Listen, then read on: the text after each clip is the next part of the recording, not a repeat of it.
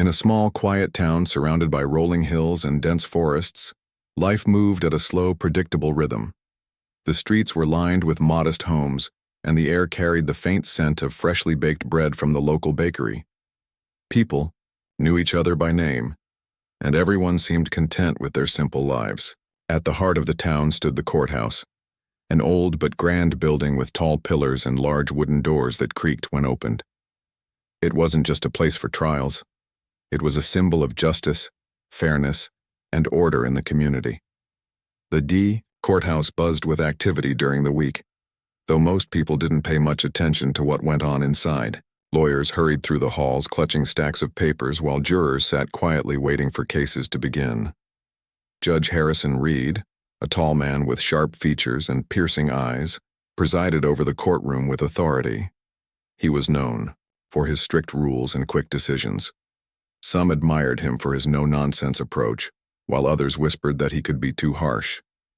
But no one dared question him openly because he commanded respect, or perhaps fear, among those who frequented.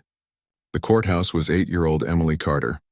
Her mother, Sarah, worked as a janitor there, cleaning the floors and emptying trash bins after hours.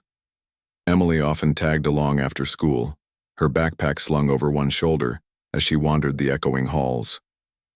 She loved exploring the building, peeking into empty courtrooms and imagining herself as a lawyer or detective solving mysteries. To her, the courthouse felt like a castle full of secrets waiting to be uncovered.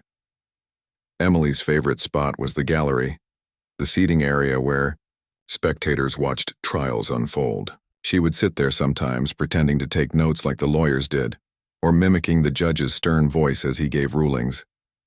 The judge's lawyers and clerks had grown used to seeing her around and often smiled at her antics. No one suspected that beneath her playful exterior lay a sharp mind and a curious spirit. Emily noticed things others overlooked, the way some people avoided eye contact, the hushed conversations behind closed doors, and the occasional nervous glances exchanged between strangers. Life in the town seemed peaceful enough, but lately something felt off. Emily couldn't quite put her finger on it, but she sensed tension in the air. Her mother, Sarah, had been acting differently too. Usually cheerful and talkative, Sarah now seemed distracted and anxious. She worked longer hours than usual and came home exhausted, her face pale and drawn. When Emily asked if everything was okay, Sarah simply hugged her tightly and said, "Don't worry, sweetheart. Everything will be fine." But her words lacked conviction, and Emily knew better than to believe them completely. Despite her worries, Emily tried to focus on the little joys in her life, playing hide-and-seek in the courthouse corridors, sharing snacks with her friends, and daydreaming about adventures she'd have when she grew up. Still, the unease lingered, like a shadow lurking at the edge of her thoughts. Little did she know, her curiosity and courage were about to lead her straight into the heart of a mystery far bigger than anything she could have imagined. For now, though, she remained blissfully unaware, her world still filled with innocence and wonder. Emily had always been close to her mother, Sarah. They shared a tiny apartment on the edge of town, where laughter often filled the air despite their modest means. Sarah worked hard to provide for her daughter, juggling long hours as a janitor with making sure Emily felt loved and cared for. But lately, something had changed. The warmth in Sarah's smile seemed dimmer, and the sparkle in her eyes had faded. She spent most of her evenings staring out the window or scribbling notes on scraps of paper that she quickly hid whenever Emily entered the room. One evening, after finishing her homework, Emily sat cross-legged on the floor, coloring a picture of a castle she imagined looked like the courthouse. She glanced up at her mother, who was pacing back and forth, biting her nails, a habit she hadn't seen since Emily was very young. "Mommy, are you okay?" Emily asked softly, setting her crayons aside. Sarah stopped mid-step and forced a smile. "Of course, sweetheart. Why wouldn't I be?" "You seem sad," Emily replied, tilting her head. "Did something happen at work?" For a moment, Sarah hesitated, as if debating whether to say more. Then she sighed and knelt beside her daughter, brushing a strand of hair from Emily's face. "It's nothing you need to worry about, Em. Just grown-up stuff." But Emily wasn't convinced. Over the next few days, she noticed even more peculiar behavior. Her mother would jump at the sound of the phone ringing and whisper hurriedly into it late at night. Once, Emily woke up to find her mother sitting at the kitchen table, surrounded by papers covered in numbers and names. When Emily asked what they were, Sarah quickly gathered them up and tucked them away in a drawer, telling her it was nothing important. Then came the night that changed everything. Emily had fallen asleep on the couch while watching cartoons, but she stirred awake when she heard the front door creak open. Peeking through half-closed eyes, she saw her mother slipping out quietly, wearing her work uniform and carrying a flashlight. Curiosity tugged at Emily, and before she knew it, she grabbed her sneakers and followed her mother outside. The streets were dark and silent, as Emily trailed behind Sarah, keeping a safe distance so she wouldn't be spotted. To her surprise, her mother didn't head toward their usual route home. Instead, she walked straight to the courthouse. Emily watched from the shadows as Sarah slipped inside through a side entrance meant for staff. Heart pounding, Emily crept closer and peeked through a crack in the door. Inside, she saw her mother tiptoeing down the hallway, her flashlight beam bouncing off the walls. She disappeared into Judge Reed's chambers, leaving the door slightly ajar. Unable to resist, Emily stepped inside and pressed her ear against the wood. She could hear faint rustling sounds and muttered words, phrases like, "This is bad," and "What have I gotten myself into?" Fear gripped Emily's heart. Whatever her mother was doing, it clearly scared her. After what felt like an eternity, Sarah emerged, clutching a folder tightly to her chest. Her hands trembled as she locked the chamber door behind her. Sensing someone nearby, she turned sharply, gasping when she saw Emily standing there. "Emily! What are you doing here?" she whispered harshly, pulling her daughter close. "I wanted to make sure you're safe," Emily said, tears welling up in her eyes. "What's going on, Mommy? Are you in trouble?" Sarah hesitated, torn between protecting her daughter and unburdening herself. Finally, she knelt down and hugged Emily tightly. "I don't know yet, baby, but I promise we'll figure this out together." As they walked home under the pale glow of the streetlights, Emily couldn't shake the feeling that her life, and her mother's, was about to change forever. The next morning, Emily woke up with a heavy feeling in her chest. Her mind kept replaying the events of the previous night. Her mother sneaking into the courthouse, the mysterious folder clutched tightly in her hands, and the fear etched across Sarah's face. Something big was happening, something dangerous, and Emily couldn't shake the thought that she needed to do something to help. But what could an 8-year-old girl possibly do? At school, Emily found it hard to focus.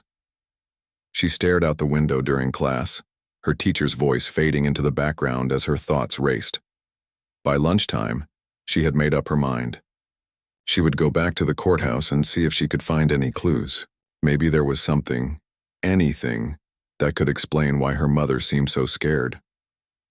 After school, Emily headed straight to the courthouse, her heart pounding with equal parts excitement and dread. The building felt different this time, quieter somehow, as though it knew secrets it wasn't supposed to share. She wandered through the familiar halls, peeking into empty rooms and listening for sounds of movement. Most of the staff had already left for the day, leaving only a few janitors and clerks finishing up their work. As she passed a storage closet near the judge's chambers, something caught her eye. A briefcase half hidden under a pile of old papers and dusty files. Curious, Emily knelt down and pulled it out. It was heavy, its leather surface scratched and worn from years of use. The lock was broken, so she opened it easily, her breath catching in her throat when she saw what was inside. The briefcase was filled with documents, page after page of names, numbers, and bank account details that meant nothing to Emily at first glance. But one name appeared repeatedly: Judge Harrison Reed. There were also photocopies of checks, handwritten notes, and spreadsheets listing amounts of money that seemed impossibly large. Though she didn't understand all of it, Emily instinctively knew this was important. These papers weren't just random scraps, they were evidence of something serious. Her hands trembled as she flipped through the pages. One document mentioned offshore accounts, another referenced illegal transfers. A folded piece of paper tucked at the bottom of the pile caught her attention. It was a note written in messy handwriting. "If anyone finds out, we're dead." Emily's stomach churned. Who wrote this? And why did it involve Judge Reed? She stuffed the documents into her backpack, careful not to make too much noise. As she stood up, she heard footsteps approaching. Panic surged through her, and she quickly hid behind a stack of boxes in the corner of the closet. Through a crack between the boxes, she saw two men walk by, deep in conversation. They were dressed in suits, which made them stand out in the otherwise casual environment of the courthouse. "He knows we're onto him," one man said in a low voice. "We need to move fast before he covers his tracks." The other man nodded. "Let's hope the feds get here soon. This is bigger than we thought." Emily's mind raced. Feds? Did they mean the FBI? What exactly was going on? She waited until the men were gone before slipping out of the closet and hurrying home, clutching her backpack like it contained treasure or a ticking time bomb. When she got back to the apartment, Sarah was pacing again, her face pale and drawn. "Emily," she exclaimed when she saw her daughter. "Where have you been? You can't just wander off like that." "I went to the courthouse," Emily admitted, pulling the documents from her bag. "I found these." "Mommy, what does this mean? Why is Judge Reed's name everywhere?" Sarah froze, her eyes widening as she flipped through the papers. For a moment she looked like she might cry. Then she sank onto the couch, pulling Emily close. "Oh, sweetheart," she whispered, her voice trembling. "You've stumbled into something very dangerous. These papers prove that Judge Reed has been stealing money, lots of it, and hiding it where no one can find it. He's been using the courthouse to cover his tracks." Emily's heart sank. "Is that why you've been acting so scared? Because of him?" Sarah nodded, tears streaming down her face. "I accidentally found some of this evidence while cleaning his office. Now he knows I know, and I don't think we're safe anymore." For the first time, Emily realized just how much danger they were in. But even as fear gripped her heart, a spark of determination ignited within her. If her mother was too scared to act, then maybe it was up to her to protect them both. That night, the apartment felt smaller than ever, the walls closing in as Sarah and Emily sat together on the couch. The weight of what they had discovered hung over them like a storm cloud, making it hard to breathe. Sarah clutched the documents tightly, her hands trembling as she flipped through them again and again, as if hoping they would somehow make sense or disappear altogether. Emily watched her mother carefully, her young mind racing with questions but afraid to ask too many for fear of upsetting her further. "Mommy," Emily finally said, breaking the silence. "What are we going to do?" Sarah took a deep breath, trying to steady herself. "I don't know, sweetheart, but we can't stay here. It's not safe anymore." She glanced around the room, her eyes darting toward the windows as though expecting someone to burst in at any moment. Emily frowned. "Why don't we tell someone, like the police?" Sarah hesitated, then shook her head. "It's complicated. Judge Reed has connections, powerful ones. If we go to the wrong person, things could get worse for us. We need to be careful." Just as she finished speaking, there was a sharp knock at the door. Both Sarah and Emily froze, their hearts pounding. The knock came again, louder this time. "Who is it?" Sarah called out, her voice shaky. "It's Agent Miller," a man replied, from the other side of the door. "FBI, open up, Mrs. Carter." Sarah's eyes widened in panic. "The FBI?" she whispered to herself, clutching Emily's hand. "How did they find us?" "Should we open it?" Emily asked, her voice barely audible. Sarah hesitated for a moment before standing up. She peeked through the peephole and saw two men in suits standing outside, their badges visible in their hands. They looked serious but not threatening, at least not yet. Taking a deep breath, she unlocked the door and cracked it open slightly. "Yes?" she said cautiously. "We need to talk," the taller of the two men said, his tone calm but firm. "About Judge Reed." Sarah glanced back at Emily, who was now standing behind her, gripping the edge of her shirt. After a moment's hesitation, she opened the door wider and let them in. The agents introduced themselves as Agents Miller and Carter, no relation, and explained that they had been investigating Judge Reed for months. They had heard rumors about corruption involving the courthouse but hadn't been able to gather enough evidence to act. Until now. "We believe you've uncovered something critical," Agent Miller said, his eyes locking onto the folder in Sarah's hands. "But you're in danger. Reed knows you're onto him and he won't hesitate to silence anyone who gets in his way." Sarah swallowed hard, clutching the folder even tighter. "What should we do?" Agent Carter leaned forward, his expression grave. "You need to leave town immediately. Go somewhere safe where no one will find you. And whatever you do, don't trust anyone, not even us.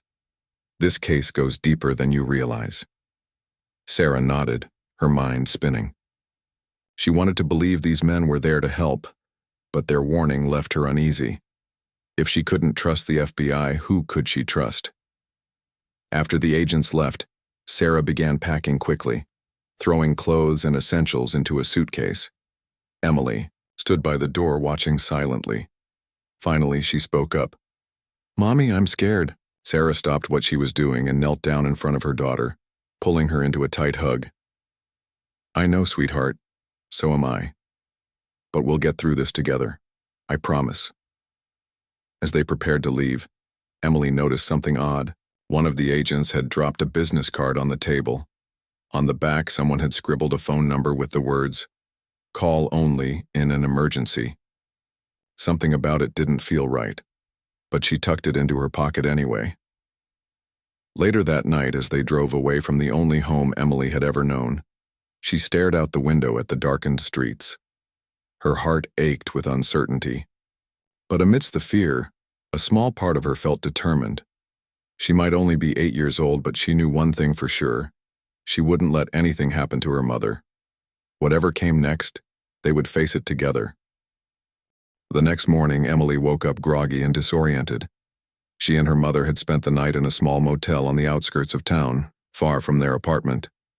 The room was cramped and smelled faintly of mildew, but it felt safer than home, for now, Sarah sat at the edge of the bed staring blankly at the folder of documents they had brought with them. Her face was pale, dark circles under her eyes betraying her sleepless night. "We need to figure out our next move," Sarah said softly, more to herself than to Emily. "But I don't know who to trust." Emily nodded, though she wasn't sure what next move meant. All she knew was that Judge Reed was dangerous and they couldn't go back to their normal lives until this was over. As much as she wanted to stay hidden, something inside her whispered that running away wouldn't solve anything. They needed help, but how could they find it? Later that day, Sarah decided they should visit the courthouse one last time. She wanted to retrieve some personal belongings she'd left behind during their hasty escape. Though terrified, she reasoned that going during the busiest part of the day would make them less conspicuous. Emily insisted on coming along, refusing to let her mother out of her sight. When they arrived, the courthouse buzzed with activity. Lawyers hurried through the halls, jurors chatted quietly in the waiting area, and reporters milled about, notebooks in hand. A high-profile case was underway, drawing attention from all corners of the town. Judge Reed presided over the trial, his stern voice carrying through the courtroom doors as he delivered instructions to the jury. Emily clung to her mother's hand as they slipped into the back of the crowded gallery. Sarah kept her head down, avoiding eye contact with anyone who might recognize her. From their seats, they could see Judge Reed clearly, his sharp features, his commanding presence, and the way he seemed completely unfazed by the gravity of the situation. To everyone else, he appeared calm and collected, but Emily saw something different, a flicker of nervousness in his eyes, a subtle tension in the way he gripped the gavel. As the trial progressed, Emily noticed something strange. The defendant, a wealthy businessman accused of embezzlement, kept glancing at Judge Reed, almost as if seeking reassurance. And when the judge delivered his ruling, a shockingly lenient verdict favoring the defendant, the courtroom erupted in murmurs. Some spectators looked confused, others outraged, but no one dared challenge the decision. Emily leaned closer to her mother, whispering urgently, "Mommy, look at him. He's helping the bad guy." Sarah shushed her gently, casting nervous glances around the room. But Emily couldn't stay quiet. Everything about this moment felt wrong. The unfair verdict, the whispers of corruption, the danger looming over them. She glanced down at the folder tucked under her arm, filled with evidence of Judge Reed's crimes. Suddenly an idea sparked in her mind. "Mommy," she whispered again, tugging on Sarah's sleeve. "What if we show everyone the truth? Right here, right now?" Sarah's eyes widened in horror. "No, Emily, that's too risky. We can't, just—" But Emily was already standing up, her heart pounding with determination. Before her mother could stop her, she bolted toward the front of the courtroom, clutching the folder tightly. Gasps rippled through the crowd as people turned to see what was happening. Bailiffs moved to intercept her, but Emily was fast, darting past them and straight for the judge's bench. Judge Reed stared at her, his expression shifting from surprise to anger. "What is the meaning of this?" he barked, slamming his gavel. Before anyone could react, Emily shouted 3 words that silenced the entire room. "He's a criminal!" The courtroom fell deathly still. All eyes were on Emily as she thrust the folder onto the judge's desk, spilling its contents across the polished wood. Papers scattered everywhere. Bank statements, handwritten notes, and spreadsheets detailing illegal transactions, all bearing Judge Reed's name. Murmurs of disbelief spread through the crowd as jurors, lawyers, and reporters craned their necks to get a better look. For a moment, Judge Reed sat frozen, his face pale with shock. Then he stammered, trying to regain control. This is absurd. Someone remove this child immediately." But it was too late. Outside the courtroom, federal agents who had been monitoring the trial burst through the doors, guns drawn. "Judge Harrison Reed," one of them announced loudly, "you are under arrest." As chaos erupted around them, Emily stood tall, her small frame radiating courage. She didn't fully understand the magnitude of what she had done, but one thing was clear. Justice had finally found its way into the courtroom. The moment the FBI agents stormed into the courtroom, time seemed to stand still. Gasps echoed through the room as Judge Harrison Reed's face turned ghostly pale. His sharp eyes darted between the agents, the scattered papers on his desk, and little Emily standing boldly in front of him. For the first time, the man who had always commanded authority looked powerless, cornered like a trapped animal. "This is preposterous," Judge Reed bellowed, slamming his gavel with unnecessary force. "Some child disrupts my courtroom, and you believe this nonsense? I demand an explanation." But the agents weren't listening. They moved swiftly, surrounding the judge's bench and reading him his rights. One of them picked up the documents Emily had spilled onto the desk, scanning them quickly before nodding to his partner. "These look legitimate," he muttered under his breath. Within moments, Judge Reed was being led away in handcuffs, his protests drowned out by the murmurs of shock rippling through the crowd. Emily stood frozen, her heart racing as she watched the scene unfold. She hadn't expected things to escalate so quickly. Her plan had been simple: expose the truth and hope someone would listen. But now, surrounded by chaos, the shouting reporters, the stunned jurors, the bewildered lawyers, she felt overwhelmed. Was this really happening? Had she just taken down a corrupt judge? Her mother, Sarah, rushed to her side, pulling her into a tight embrace. "Oh, Emily," Sarah whispered, tears streaming down her face. "What have you done?" "I did what we couldn't," Emily replied softly, clutching her mother's hand. "I showed everyone the truth." As the initial shock began to settle, the courtroom erupted into pandemonium. Reporters scrambled for their notebooks, scribbling furiously as they tried to piece together the story. Spectators leaned over the gallery railing, craning their necks to catch a glimpse of the young girl at the center of it all. Even the defendant, the wealthy businessman Judge Reed had just acquitted, looked stunned, unsure whether to celebrate or panic. One of the FBI agents approached Emily and Sarah, kneeling down to meet them at eye level. "You two are incredibly brave," he said sincerely. "Do you realize what you've uncovered here?"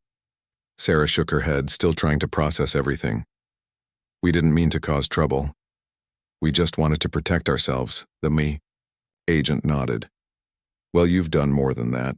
This evidence ties Judge Reed to a massive money laundering operation involving organized crime. It's something we've been investigating for months, but we lacked concrete proof. Thanks to your courage, we can finally bring him to justice. Hearing those words made Emily swell with pride, but also fear. She glanced around the room, noticing how everyone was staring at her, some with admiration, others with suspicion. Would people see her as a hero, or would they think she'd gone too far? And what about Judge Reed's allies? Were there others out there who might try to hurt her and her mother? Don't worry, the agent reassured them, sensing their unease. We'll make sure you're safe. You've put yourselves in danger by coming forward, but you won't have to face it alone. We'll provide protection until this case is resolved. Before they could respond, a reporter pushed past the crowd, shoving a microphone toward Emily. Excuse me, miss. What made you decide to speak up today? How did you know about Judge Reed's crimes? Emily hesitated, unsure how to answer. She glanced at her mother, who gave her a small, encouraging nod. I just wanted to help my mom, she said quietly, her voice trembling. And I thought if everyone knew the truth, maybe they'd stop letting bad people get away with doing bad things. The simplicity of her words struck a chord with the crowd. A few people clapped while others wiped away tears.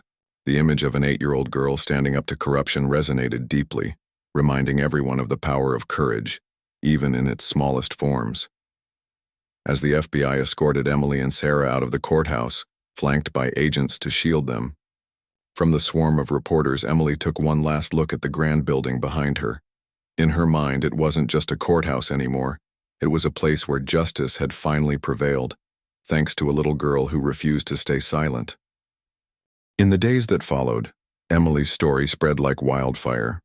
The small town, once quiet and unassuming, became the center of national attention. News outlets from across the country descended upon the courthouse, eager to capture every detail of the scandal. Headlines blared with phrases like, "Courageous child exposes corrupt judge," and "Justice served by an 8-year-old hero." Reporters camped outside Emily and Sarah's temporary shelter, hoping for a glimpse of the girl who had single-handedly brought down one of the most powerful figures in town. At first, Emily found it overwhelming. Everywhere she went, people whispered about her, some praising her bravery, others questioning how a child could understand something so complex. Strangers stopped her mother at the grocery store to shake her hand or offer kind words. Teachers at school treated her differently, calling her remarkable and inspirational. While some of the attention was flattering, it also made Emily feel uneasy. She wasn't used to being in the spotlight, and the weight of everyone's expectations was heavy on her young shoulders. But amid the chaos, there were moments of joy. Neighbors who had once kept to themselves now knocked on their door with plates of cookies and warm hugs. Children at school looked up to her as a real-life superhero, asking her endless questions about what it felt like to stand up to a judge. Even Sarah began to relax slightly, sensing that the worst might be over. The FBI assured them that Judge Reed's network of corruption was being dismantled piece by piece, thanks to the evidence Emily had uncovered. Every day brought new revelations, dirty deals, bribes, and connections to organized crime, all tied back to the courthouse. One evening, as Emily sat cross-legged on the floor coloring a picture of a castle, her favorite pastime, Sarah joined her with 2 cups of hot chocolate. "You know," Sarah said softly, handing 1 cup to Emily, "you've done something amazing. I don't think I've ever told you how proud I am." Emily smiled shyly, dipping her marshmallow into the steaming mug. "I just did what I thought was right, Mommy." "And that's why people admire you," Sarah replied. "Not because you're perfect, but because you stood up for what matters, even when it was scary." As the weeks passed, life began to settle into a new rhythm.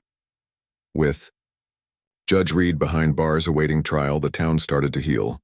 People who had long suspected wrongdoing but feared speaking out came forward with additional information, further exposing the depth of the corruption.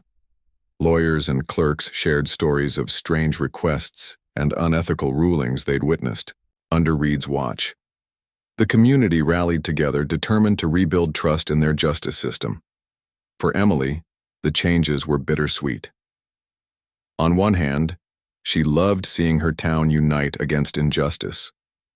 On the other hand, she missed the simplicity of her old life, the days when no one paid much attention to her and the courthouse was just a place to explore after school. Now, everywhere she turned, people wanted to talk about that day or ask if she planned to become a lawyer when she grew up. Despite the challenges, Emily held on to one thing: hope. For the first time in months, she and her mother could walk down the street without looking over their shoulders. They no longer feared late-night knocks on the door or mysterious phone calls. Slowly but surely, their lives were returning to normal, or at least a version of normal that felt safer and brighter than before. One afternoon, while playing in the park, Emily noticed a group of kids reenacting courtroom scenes, pretending to deliver verdicts and argue cases. Laughing, she joined in, taking on the role of a brave detective solving mysteries. As she played, she realized something important. Though the events of the past few weeks had changed her life forever, they hadn't taken away her ability to dream. If anything, they had given her a deeper understanding of courage and a belief that even the smallest voices could make a difference. And as the sun set over the horizon, casting golden light across the playground, Emily knew one thing for certain. She would never forget the day she ran into the courtroom and changed everything, not just for herself, but for her entire town. As the weeks turned into months, life in the small town began to transform in ways no one could have predicted. The arrest of Judge Harrison Reed sent shockwaves through the legal system, sparking investigations not only locally but across the country. Stories poured in from other towns and cities about judges and officials who had abused their power, many of whom were connected to Reed's network. What started as a single act of bravery by an 8-year-old girl had ignited a movement, a call for transparency, accountability, and justice. For Emily and Sarah, the changes were profound. The FBI ensured their safety, relocating them temporarily to a quieter part of the state until the trial concluded. Though they missed their old apartment and familiar faces, they found comfort in knowing they were finally free from fear. Sarah landed a new job at a community center, where she organized after-school programs for children. It was fulfilling, work that allowed her to give back to the town she loved, and Emily often helped out, leading arts and crafts sessions or reading stories to younger kids. Emily herself became a symbol of hope, not just in her town, but nationwide. Schools invited her to speak at assemblies, sharing her story with students who looked up to her as a role model. At first, she felt nervous standing in front of large crowds, but over time, she grew more confident. Her message was simple, yet powerful. If you see something wrong, don't be afraid to say something. Even if you're scared, even if you think no one will listen, your voice matters. Her courage inspired others to come forward with their own stories. A local teacher revealed how she had witnessed suspicious activities during school board meetings. A retired police officer confessed he'd been pressured to overlook certain crimes. Each revelation added fuel to the fire, pushing authorities to dig deeper and root out corruption wherever it hid. Slowly but surely, the town began to rebuild its trust in institutions that had once seemed untouchable. Judge Reed's trial dominated headlines for months. Evidence presented in court painted a damning picture of greed and manipulation, leaving little doubt about his guilt. When the verdict came, guilty on all charges, the entire town gathered outside the courthouse to celebrate. Cheers erupted as fireworks lit up the night sky, and strangers hugged each other like long-lost friends. For many, it was a moment of closure, proof that justice could prevail when people stood together. But for Emily, the victory wasn't just about taking down a corrupt judge. It was about learning that even the smallest actions could create ripples of change. She realized that being brave didn't mean never feeling scared. It meant doing the right thing despite the fear. And though she sometimes missed the simplicity of her old life, she cherished the lessons she'd learned along the way. By spring, Emily and Sarah moved back to their cozy apartment, which now felt brighter and cozier than ever before. There, neighbors welcomed them home with open arms, bringing flowers and homemade pies. Life returned to a peaceful rhythm, though both mother and daughter carried a newfound sense of purpose. Sarah enrolled in night classes to pursue her dream of becoming a paralegal, determined to fight for fairness in her own way. Emily continued dreaming big, imagining herself as a lawyer or detective someday. But for now, she was content simply being a kid again. On sunny afternoons, Emily still visited the courthouse, skipping through its grand halls with a smile. To her, it wasn't just a building anymore. It was a reminder of what could happen when ordinary people refused to stay silent. As she sat in the gallery, watching trials unfold, she felt a quiet pride knowing she'd played a part in making the world a little better. And so, life went on, a mix of ordinary days and extraordinary memories. Emily Carter, the little girl who ran into a courtroom and said 3 words, would always be remembered as a hero. But to those who knew her best, she was simply Emily, curious, courageous, and full of heart. Her journey had taught everyone around her that heroes aren't defined by capes or superpowers. They're defined by the choices they make, no matter how small.